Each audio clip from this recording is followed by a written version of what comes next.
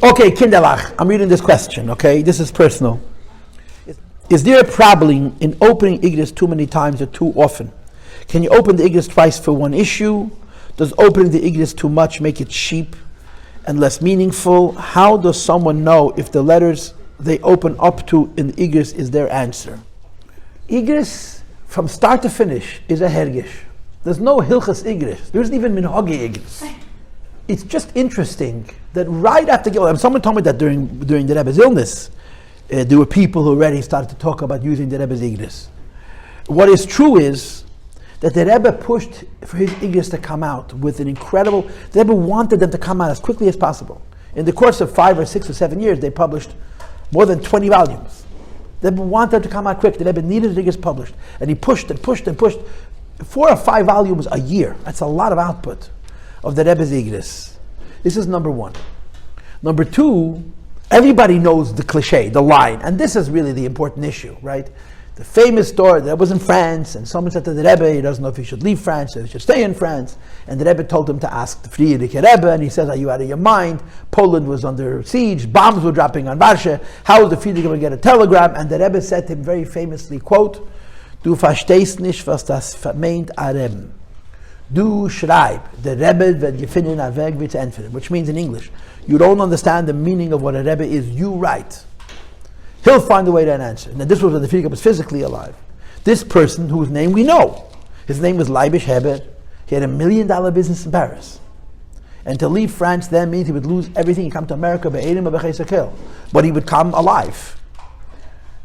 Woke up the next morning, 100% sure that the right thing to do was close his business and leave. And him and his wife and all of his children survived the Holocaust. Very simple. So it's not Igros. It's this idea. We're dealing with a Rebbe. We don't understand what a Rebbe is. We really don't. But we know that it works. We have evidence, considerable evidence. The important thing is not Igros Kodesh. The important thing is you write. The Rebbe is going to find a way to answer you. This is the crux of the issue. The Rebbe will find a way to answer. Now, what's the hashgacha pratis of Igros Kodesh? In my opinion, the hashgacha pratis of Igros Kodesh is the following. The Rebbe, when he talked about this idea, after the Friedrich Rebbe passed away, before the Rebbe was officially the Rebbe kept on saying that Friedrich Rebbe is still the Rebbe and he still gives answers. So the Rebbe used to quote a pasuk in Tanakh. That Eliyahu Hanavi went besara Hashamayma, he went up into the heavens in a fiery chariot, and after he was already in heaven, it says in the pasuk, Vayovoi michtav me Eliyahu, a letter arrived from Eliyahu. The letter was written by Elisha, by his successor, by the Navi after him. So to me, and the Rebbe used to quote this pasuk, michtav me Eliyahu. There's a famous Litvish mashgiach, Eliyahu Dessler, who learned Chassidus Chabad, and he published several volumes of Sifrei Musa, and he calls his Sfarim Michtav Mi Eliyahu. That's the name of his Sfarim. But it's a pasuk in Tanakh. Vayove, a letter arrived from Eliyahu. And the Rebbe used to use this as his basis for this idea, for this quote. You write, the Rebbe will find a way to answer. So to me, this is as the Rebbe said, Chassidim HaMachush, that the custom has become, not for all of Anash, but for many Anash, to put a letter in Igros Kodesh, and that the example that the Rebbe cited for this idea, that the Rebbe will answer, you ask, he'll find a way to answer, is a story about a michtav. I find this to be very meaningful, very, very precise. But Igros Kodesh is a choice. And it's not a choice based on education. It's not a choice based on, this is the minhag, this is entirely hergish. There is no Lubavitcher custom to put a letter in Igros Kodesh. There's a Lubavitcher custom to write to the Rebbe as though there was a Gimel Tammuz. Everything after that is your interpretation of the words. The Rebbe will find a way to answer. Honestly, I don't put letters in Igros. I almost never do. A Rav once told me to put a letter in Igros because I had a shaila which brought on Allah. A Rav, about Igros, to put a letter in Igros Kodesh. And if I put a letter, I put it in Hayem Yem. Actually, that's my mishigas. But it's become widely accepted, and believe me, I will never make fun of people who put letters in Igros. I will not. I will just say one thing to you, and this I know from experience, personal experience. If you put a letter in Igros Kodesh, you better do what it says there. You better, because I know what happens when you don't. Not the Rebbe gave you an answer in Tafshin Mem Zayin and you didn't listen. The Rebbe gave you an answer in Tafshin Pei Aleph. You put a letter in Igrot Kodesh and the answer was clear and you messed around and said, well, maybe he means. You end up flat on your back. If you are not prepared to listen to what's written in Igrot Kodesh, in other words, in your mind, you can open up an Igrot Kodesh and decide if you like it or not. Don't do it. Because he could be playing with life and death, mamish. She wrote, can I open up twice? No. If you're writing to the Rebbe and putting a letter in Igrot Kodesh and you get an answer, if you don't get an answer, it's a different question. But if you get an answer, I am telling you from many stories that I know personally, you better listen. You know the story with the Rebbe Rashab, where a man was going to America and his father wanted him to ask the Rebbe and he didn't want to ask. Anyway, his father asked the Rebbe and the Rebbe said he shouldn't go. The son said to the father, I never told you to ask, I'm not going to listen. He got on a ship and he died at sea. He was killed. The ship was capsized and all the people drowned. So his father came to the Rebbe Rashab and he said, Rebbe, why didn't you tell me that my son was going to die at sea? If I would tell him that you said that, he wouldn't travel. And the Rebbe Rashab was very hurt by the criticism. And the Rebbe said, Gloib mir, ich hab nicht gewusst. Believe me, I didn't know. Aber as mir sagen darf man folgen. I didn't know what was going to happen. You should just know that if you ask, you got to listen. This is a very important, you don't have to ask. But if you ask, there's so many stories. If you ask, you have to listen. If you're not sure you're going to follow the advice in Igrot Kodesh by God, don't do it. Don't do it because it's not a joke.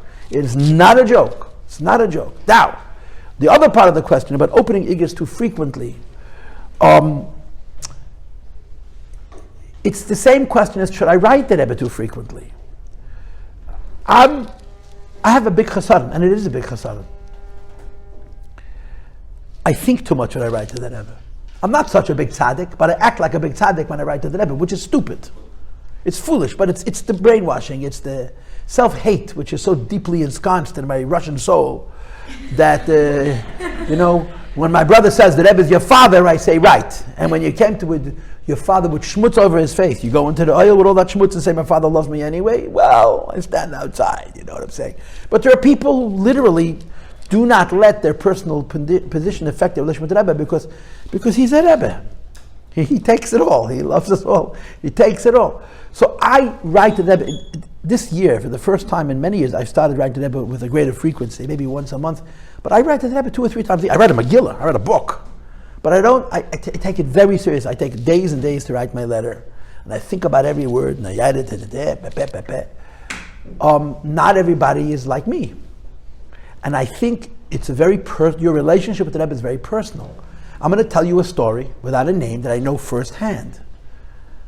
A man who's as crazy as I am, or actually more crazy than I am, who's Takach Siddish, who had a relationship with the Rebbe going back to the 50s. He's much older than I am. And he had Yechidus, and the Rebbe spent a lot of time. The Rebbe knew him on a personal level in a way that he know that the Rebbe knows him. And over the years, he's written to the Rebbe many times. One time, somebody came to him, another person came to him, and said to him, the Rebbe is accusing me of doing something. The Rebbe is saying I did something which is not lyhadus. The Rebbe is upset at me. I need you to write a letter in my defense. Okay, so Shimon comes to Reuven and says to Reuven, the Rebbe says I did something, you know I didn't do it, or whatever, you know I didn't do it so bad. I need you to write a letter to the Rebbe in my defense. So Reuven sits down, writes a letter, doesn't give it to the Rebbe, he gives it to Shimon. Shimon gives it to the Rebbe. Shimon gets the letter. The Rebbe gets the letter from Shimon and sends out a note to Reuven. I saw the note with my own eyes. In the letter you wrote, you repeated yourself. Comma. Completely out of character. Period. That was the minor. The person who sent it to the Rebbe got their answer. But the Rebbe sent a message to the person who didn't send it in. We're getting soft. In other words, a person who had a more Chabad relationship with the Rebbe had a more Chabad relationship with them. So there are people who wrote to the Rebbe once a week. And there are people who wrote to the Rebbe got wrote every day. Every single day. And if he missed a day, the Rebbe said, where's your daily letter? He wrote Megillus. Everything that's going on in his life. Every day. I think Yankel Hecht also, as Lichting and Eden, wrote every day. And then there were Chassidim who never wrote to the Rebbe. I'll never forget, there was a Bocher. And I was like such a holy roller. Behind me is sitting Shlomo Schwartz, Olav Shalom, I'm looking at him, Schwartzy. Shlomo Schwartz was the shliach of the Rebbe from the 60s.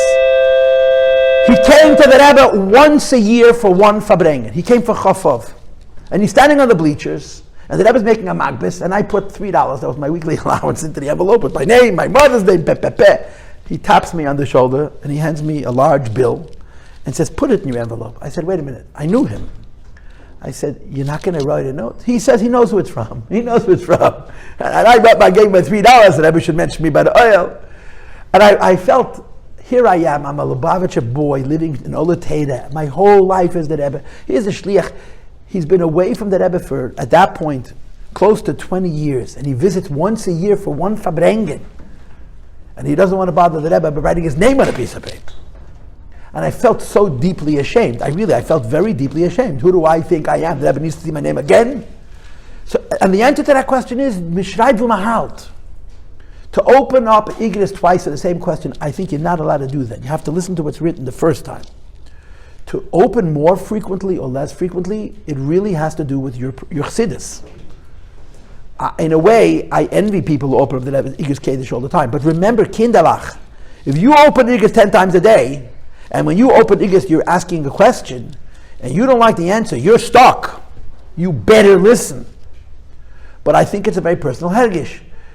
It's not so Chabad to open Igros for every little thing, but since when is Lubavitch? I mean, Lubavitch is not Chabad anymore. Lubavitch is, the Rebbe takes us just the way we are. And I could not open Igros all the time. And people open Igros Pasha to get inspired. You know, people open. I want a word from the Rebbe. They're not necessarily asking a question. That's a very cool idea. Now the Bacham of 770, before there's a Kishma Lamita, they read over to the bookshop. They pull Igros. They read at random one letter. It's not an answer. It's an inspiration. But if you're asking questions, just be careful that you listen to what you're told. And it's really it depends on you. It's how you feel. Okay, good. I'll let you go.